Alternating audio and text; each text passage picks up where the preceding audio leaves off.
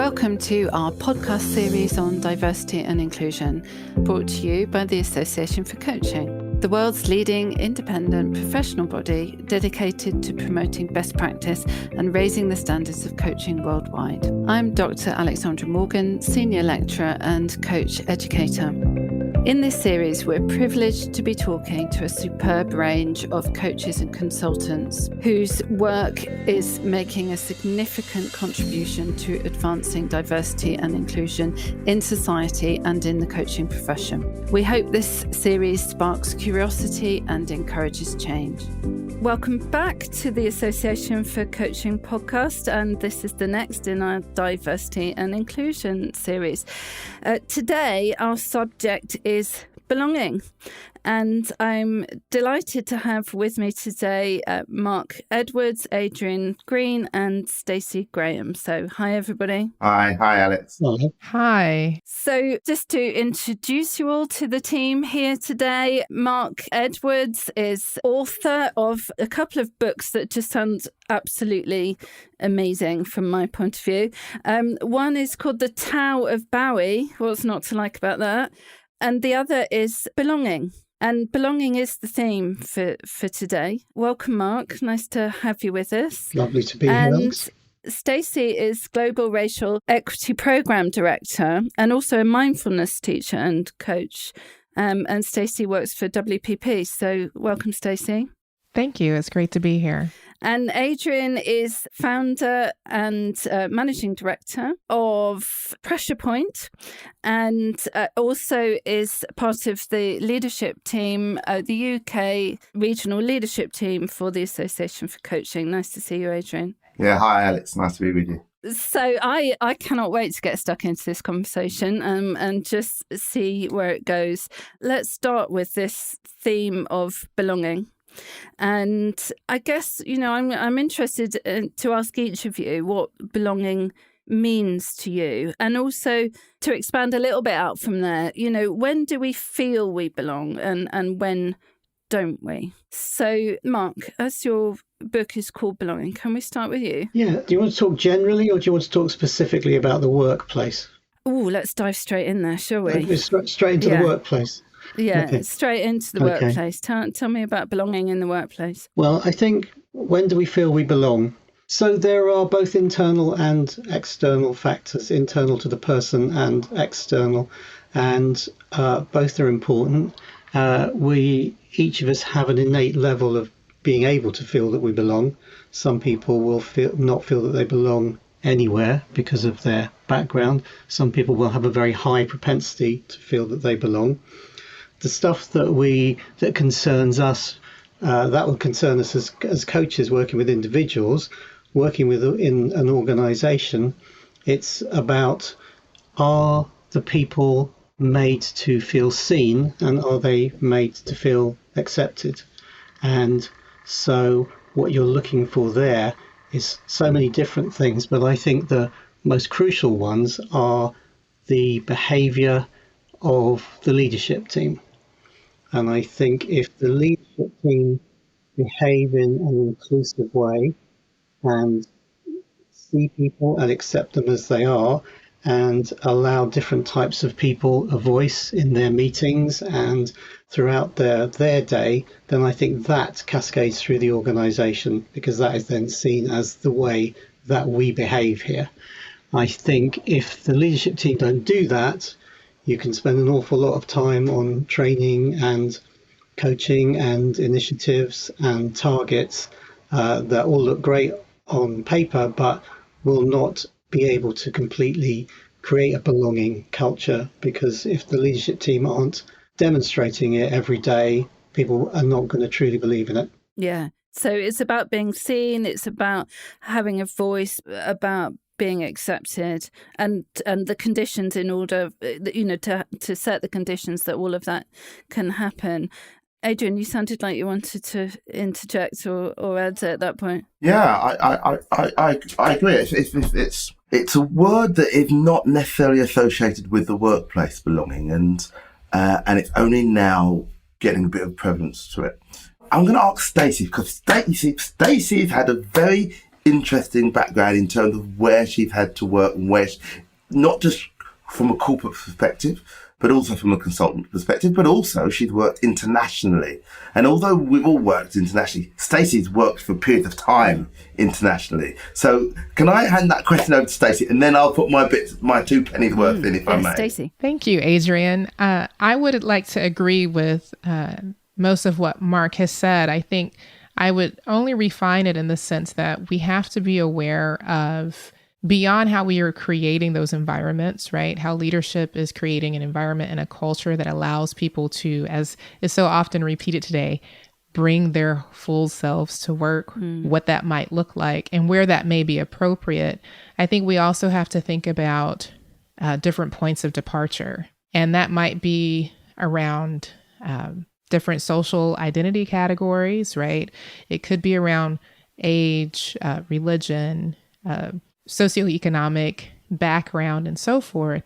But it might also be around the understanding of social cues.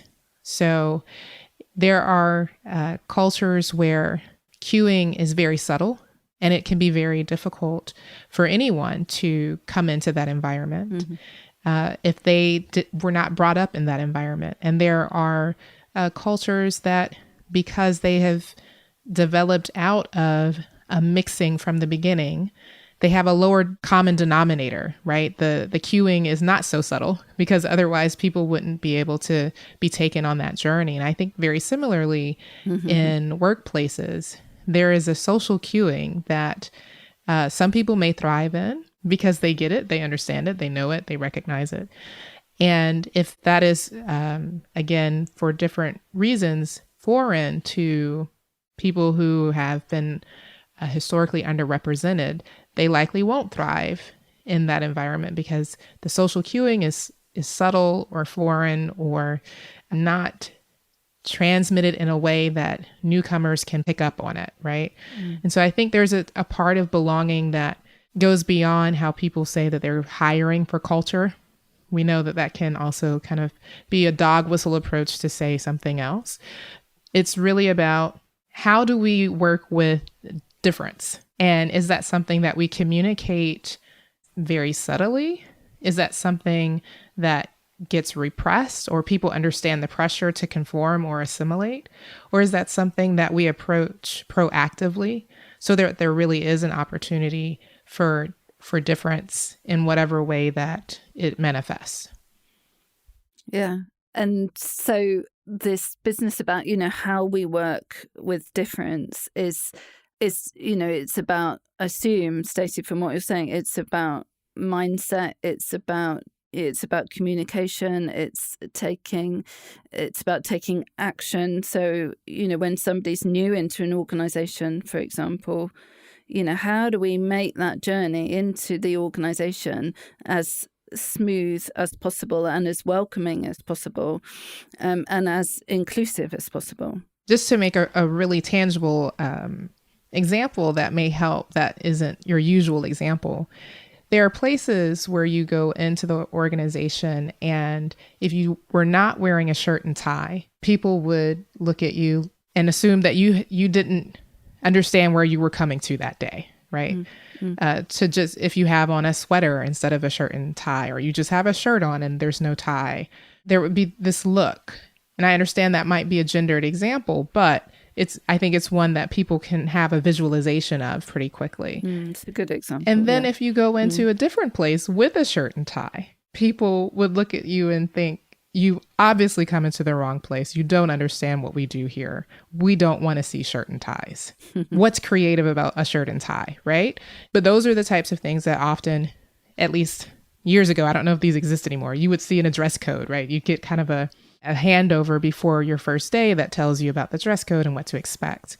But we don't have a dress code or a handbook for the culture that is much more subtle.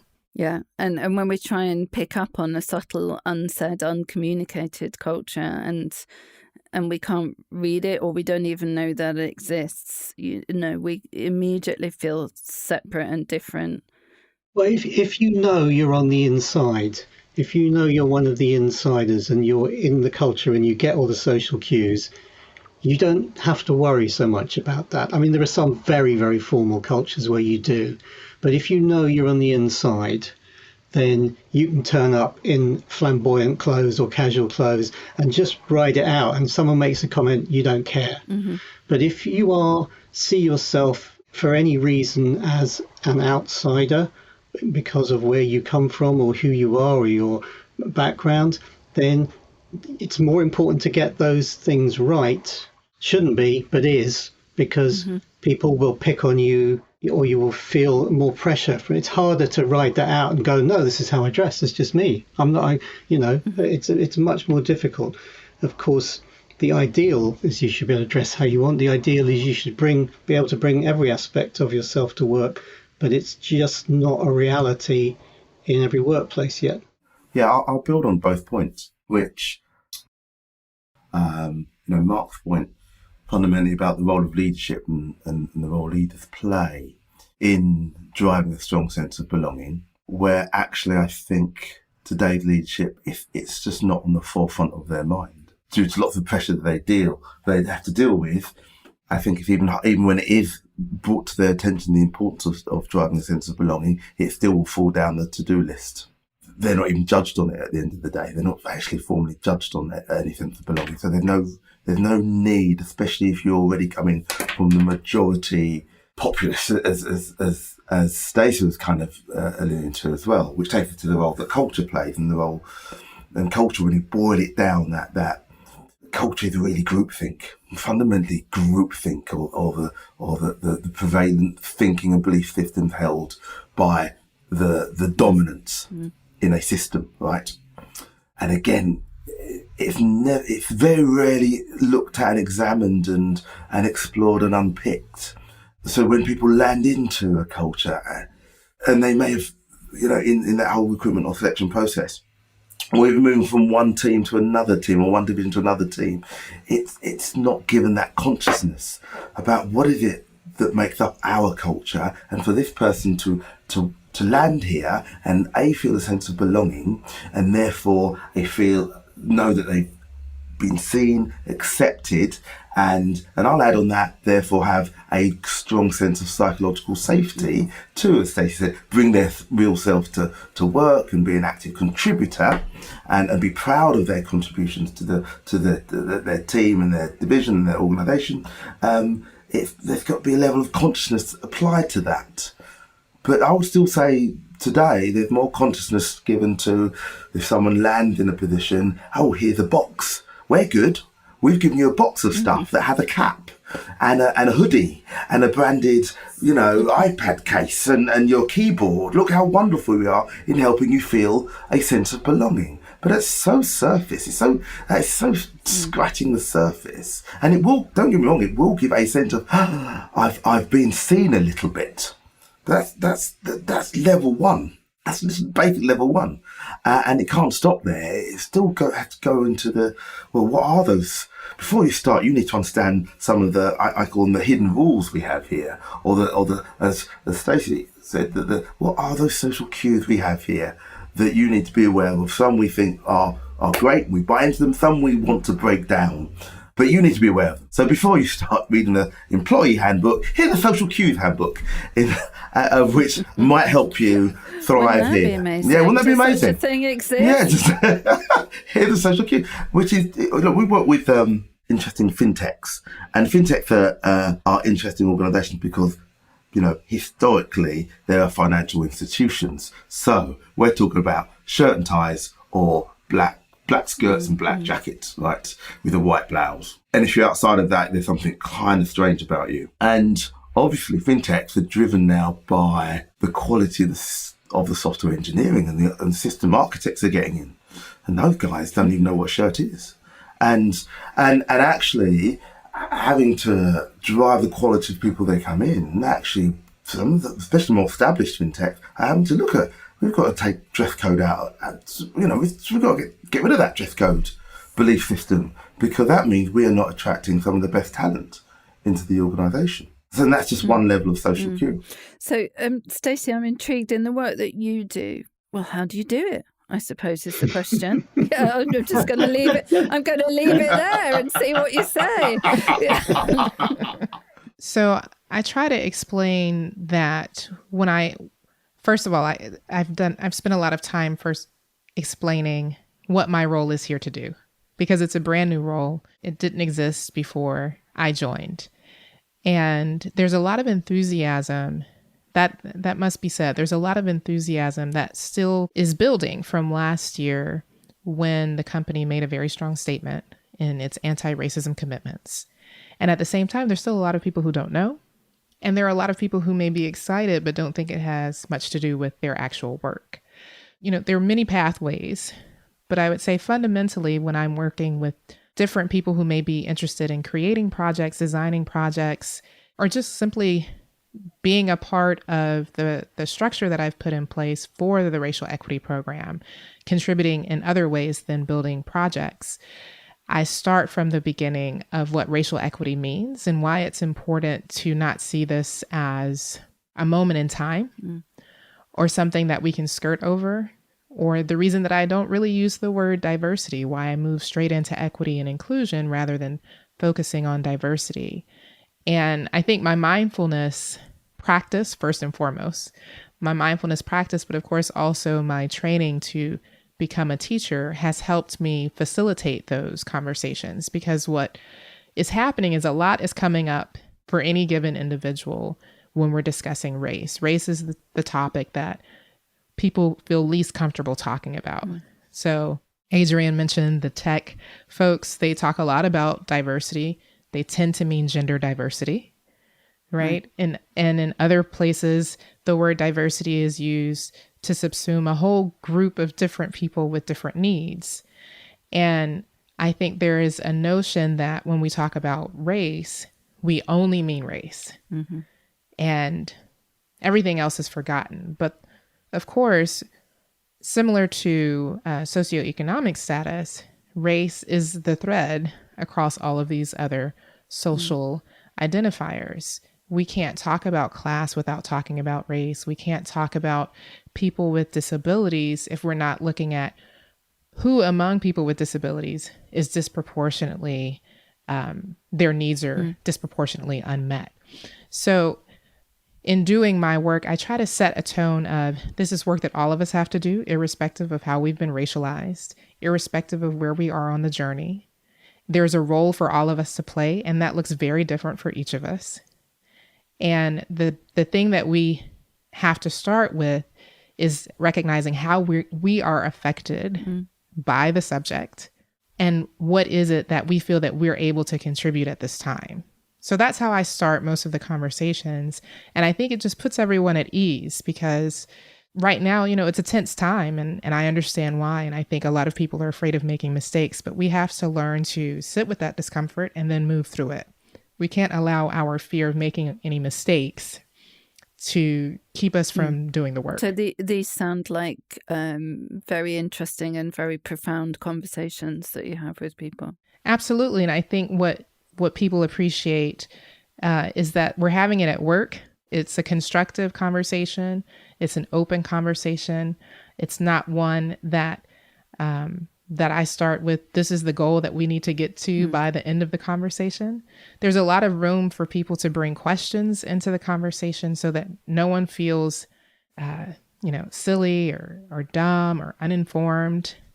And, coming back to our theme, I think why the conversations work that I facilitate, and I'm not saying that everyone leaves feeling great. I'm not claiming that. But I think everyone leaves with something. What that something is will be different, but everyone leaves with something, whether that's motivation to do more, motivation to learn more, motivation to get active in different spaces, motivation to have similar conversations in their teams or even outside of the workplace. And so I think I have a very small team. I have one direct report. And I think what we have been very consistent in is creating a sense of belonging in those small conversations. There's never been a time where we've experienced someone getting called out or being othered for voicing an opinion. Yeah, and so you're role modeling that sense of belonging within those those conversations. Stacie, I'm intrigued. Can you tell us a little bit more about why you don't find the word diversity helpful in this context? Yes. The very short answer is it's window dressing. Mm-hmm. So, and then I'll make the longer context with the concrete example. I was supporting, before joining WPP, I was supporting a client in the tech industry, and I was supporting their Black ERG. And I was invited to this great culmination of their Black History program. There was food, there was poetry. It was wonderful. And I started talking to members of a particular team who were Black. And after doing a little digging, I found out that the average tenure of a Black woman in that team was less than 8 months. Wow.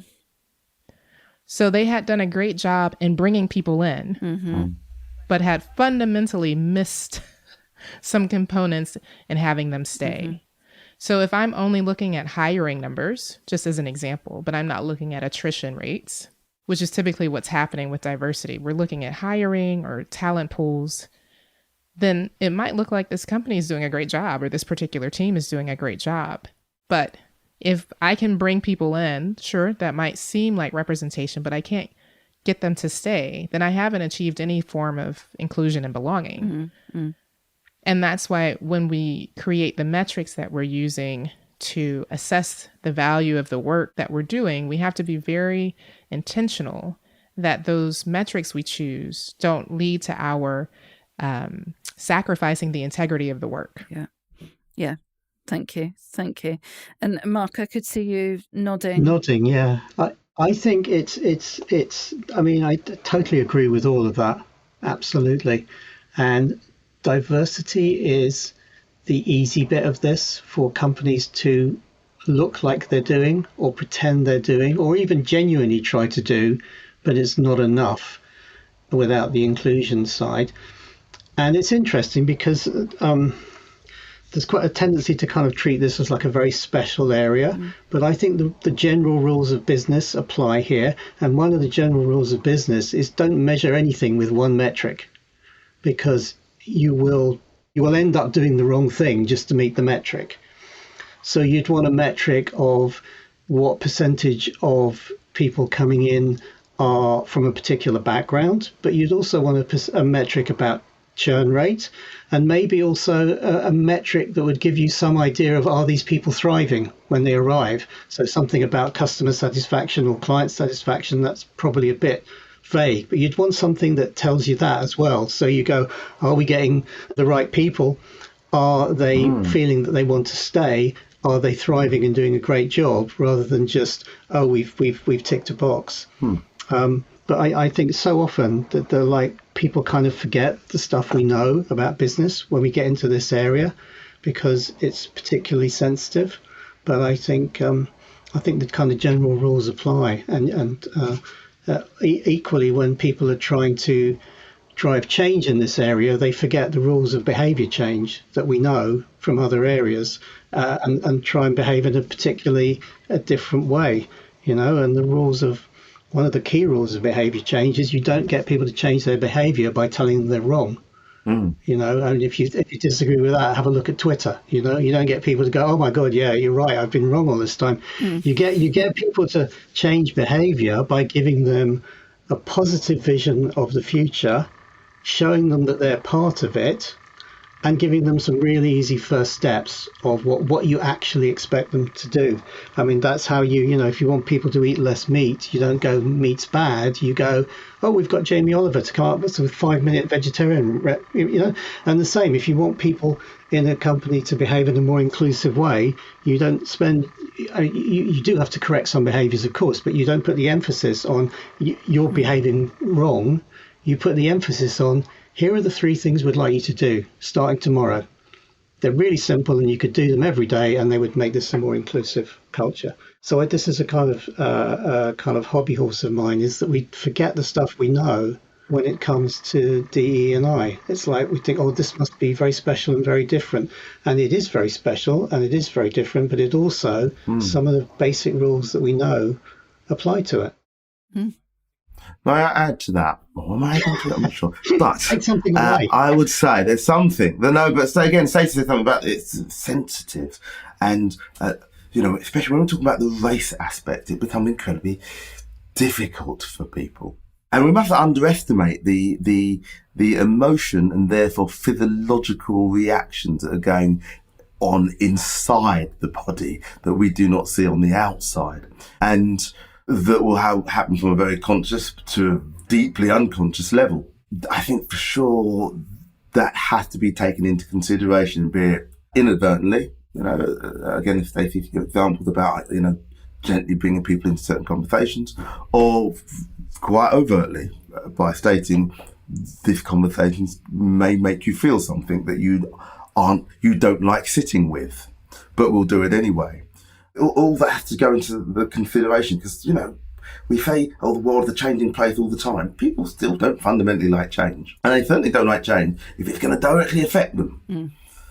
And if it's going to directly affect them in a perceived negative way. And I think a lot of the racial, and I'm talking specifically the racial piece, just can seem to affect them in a negative way. And so it's avoided. I think it's avoided. Do you think some organisations put this in the too hard to do pile? Stacie, you're nodding. Emphatic yes. Right. Yes. Yeah. Emphatic yes. I think some individuals do. I mean, I think increasing numbers of organisations are realising they have to do something, and it's sad that it's got to that stage rather than wanting to do something. But I think a lot of individuals are frightened of doing anything because they might get it wrong. I mean, in the interviews we did for the Belonging book, we had more than one white man say it's a witch hunt. And the irony of them using that phrase, is not lost on us. Mm. If I say the wrong thing, I will end my career. So we do need some psychological safety for everyone to get the people currently in power to feel it's okay to get involved and try and make change and try and influence things for the good. And if they make a few mistakes along the way, well, they're human. Mm. And I think that is what I was loving about Stacie, about your conversation approach. I guess in those conversations, you're thoroughly prepared for those conversations to be messy conversations. Yes, I like to point to a few things. So I'm not, or let's put it this way, what Mark has referenced, that the people who have historically benefited from the way the systems work today feel the greatest risk, right? And in those conversations, I recognize that. And at the same time, there's also a part that comes up of those people not feeling especially comfortable with knowing less. Mm. That's an unusual position to be in as well.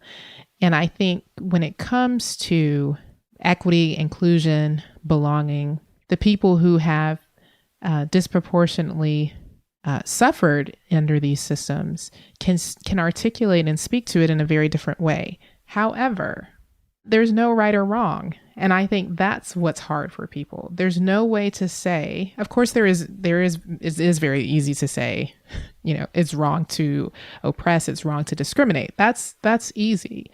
But what does it look like in practice? That's when it gets harder. When we talk about historically how financial institutions have worked, we saw a lot of very big statements and investments by some of the largest banks in the world after George Floyd's murder. The immediate reaction is do. Let's put this money up to make it available for small business owners to get loans that they've historically been denied, to get mortgages that they've historically been denied, and so on and so forth. Mm. However, those are actions and I support them, but we still have to look at the system that made those actions, the previous actions, possible. And so in these conversations, that's what I'm trying to hold. Can we hold all of these things at the same time? Can we hold that people who have been racialized as white may not have even recognized that they were racialized? Mm-hmm. That certain things are the default, and those of us who don't fit into the default know it, the default, better than the people who are the default. because that is a part of our survival, right? Anyone who's been marginalized, and I'm talking across all identities, anyone who's been marginalized can tell you a lot about the majority in that distinct thing. So whether it's women, they can tell you a lot about what it means to be a man in leadership, because they get evaluated very differently in their leadership capabilities than men do, right? So it's really about looking at, can we hold this discomfort of knowing less than we normally think we do, having less experience to lean on, to understand other people's experience? Can we sit with the fact that we might not have an answer at the end of this meeting, and we might not have some targets that we can go after and show after 5 months or 6 months that we've done something? And that's just a lot of uncertainty. And as we've learned through this global public health crisis, people don't like that type of uncertainty, even though it faces us every day. When they're confronted with it in that way, they don't like it. So in those conversations, I also try to ease us into, it's uncertain now, but it's not work for now. It's work that started a long time ago, that we're in the middle of, and that will continue with millennials and Gen Zers and those beyond. And do you see that future as a positive place, Stacie, in this regard? Overall, yes. I think it feels very, and I think we're at, to use Adrian's, I think we're at a pressure point right now. I do, but that's because it's so untenable that it's changing, and it's changing perhaps more quickly than some people expected, not quick enough for others, of course. And it's in our faces in a way that it used to not be. A lot of the things that we see today have existed for a very long time. But now with social media, it's always in our face. So it feels like it's more. And that's really uncomfortable, and that's really painful sometimes. It can feel very discouraging. But I think it has also led to it being unavoidable. Now people who, for whatever reason, and I'm not judging that, for whatever reason, we're not ready or willing to believe or accept what marginalized folks had been saying. There's no way to avoid it now because it's all over social media. And so it's a delicate moment, and of course, to a certain extent, dangerous with the rise of populism. But I personally am very positive and hopeful for what is to come. If we get through this, if we have the patience to get through this time, I think on the other side, we'll be in a very different position. Thanks, Stacie. So that concludes part 1 of our podcast on belonging. Thanks to Adrian, Mark and Stacie. Join us next week for part 2, where we will be taking the same subject of belonging and exploring a little bit further and a little bit deeper. Please join us then. So thank you for listening to another podcast by the Association for Coaching. I've been Alex Morgan. Our purpose is to inspire and champion coaching excellence, to advance the coaching profession and make a sustainable difference to individuals, organisations and in turn society. If you'd like to find out more, please follow us on LinkedIn and explore our webpage at theassociationforcoaching.com. There you can keep up to date with our latest episodes and conversations, as well as our digital learning calendar.